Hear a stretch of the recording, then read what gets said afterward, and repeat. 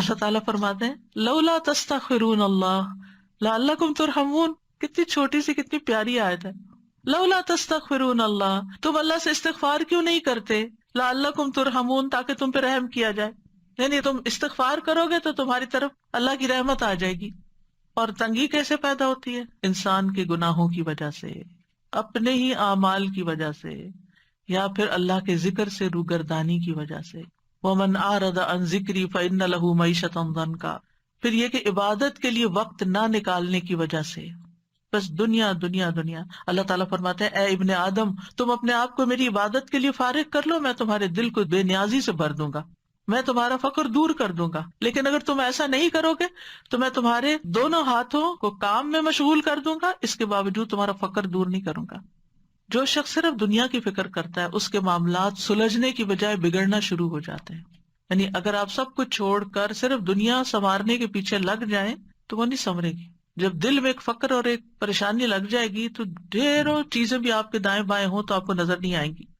رسول اللہ صلی اللہ علیہ وسلم نے فرمایا جس شخص کا مقصد اور پریشانی غم دنیا ہو اور وہ دنیا کا ہی ہو کر رہ جائے اور وہ اسی کی نیت کرتا ہو تو اللہ اس کی آنکھوں کے سامنے اس کا فقر کر دیتے ہیں اور اس کے معاملات اس پر بکھیر دیتے ہیں اور اس کو اتنا ہی ملتا ہے جو اس کے لیے لکھ دیا گیا ہے. اور جس شخص کا مقصد آخرت ہو اور حرص آخرت ہو وہی اس کا ہدف ہو جائے، وہ اسی کی نیت کرتا ہو تو اللہ تعالیٰ اس کے دل میں غنا ڈال دیتے ہیں اور اس کے معاملات کو یکجا کر دیتے ہیں. اس کو اپنی حاجتوں کے لیے بھاگنا نہیں پڑتا، دنیا اس کے پاس ذلیل ہو کر آتی ہے. اور جو شخص دنیا کی فکر کرتا رہتا ہے بس اللہ تعالیٰ اس سے بے نیاز ہو جاتا ہے. رسول اللہ صلی اللہ علیہ وسلم نے فرمایا جو اپنے غموں کو ایک ہی غم بنا لے، سارے غم جمع کر کے ان کو ایک غم میں ڈال لے اور وہ آخرت کا غم، تو اللہ اس کے دنیا کے غموں سے اسے کفایت کرے گا. جب آخرت کا غم لگتا ہے تو پھر انسان آخرت کی تیاری میں لگ جاتا ہے نا، اچھے اچھے کاموں میں لگ جاتا ہے. اور جس کو پریشانیاں ادھر ادھر بھٹکا کر لے جائیں اللہ اس کی پرواہ نہیں کرے گا کہ وہ دنیا کی کس وادی میں ہلاک ہوتا ہے. اللہ کو اس کی کوئی پرواہ نہیں. یعنی آپ پریشان ہوئے، آپ نے نماز بھی ٹھیک سے نہیں پڑھی، آپ جو نیکی کے کام کرتے تھے وہ بھی چھوڑ دیے، بندوں کی خدمت مدد وہ بھی چھوڑ دی. پنجابی میں ایک لفظ ہوتا ہے ویر کے بیٹھنا، کبھی سنا یہ لفظ ویرنا؟ ایک دو لوگوں کو سمجھ آ گئی میں نے کیا کہا. جیسے بچے ہوتے ہیں نا تو اگر ماں ان کو ڈانٹ دیتی ہے تو وہ ویر کے بیٹھ جاتے ہیں، ان کو پھر وہ کہ کھا لو تو وہ کھاتے نہیں، کہتے سو جاؤ تو سوتے نہیں، ان کو جو کچھ کہے وہ ایک بات نہیں ماننے کو تیار ہوتے. اس کیفیت کو کہتے ہیں ویرنا. ناراض ہونا ہلکا، روٹ کے اکڑ کے بیزار ہو کے اڑ کے بیٹھ جانا، کوئی بات نہ سننا نہ کچھ کرنا، ضدی ڈھیٹ، یہ سارے لفظ کٹے ہیں اس میں. ہمارے گھر میں یہ لفظ استعمال ہوتا تھا جب کوئی بچہ اس طرح کی کیفیت میں نہیں، کسی کو کہا نا جلدی کرو یہ کام، نہیں کرتا، بس پھر بیٹھ کے روٹ کے اٹھے موڈ آف. بھئی کس بات سے؟ کوئی پتہ نہیں. کھا لو نہیں کھانا، اسکول جاؤ نہیں جانا، یعنی کوئی بات نہ ماننا.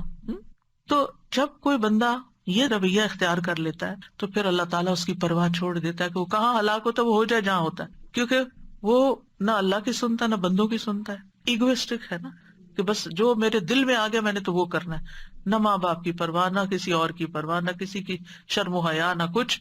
تو پھر ایسی صورت میں اگر کوئی بندہ اللہ سے ناراض ہو کے بیٹھا ہوا ہے یا ایون بندوں سے بھی ناراض ہو کے بیٹھا ہوا ہے،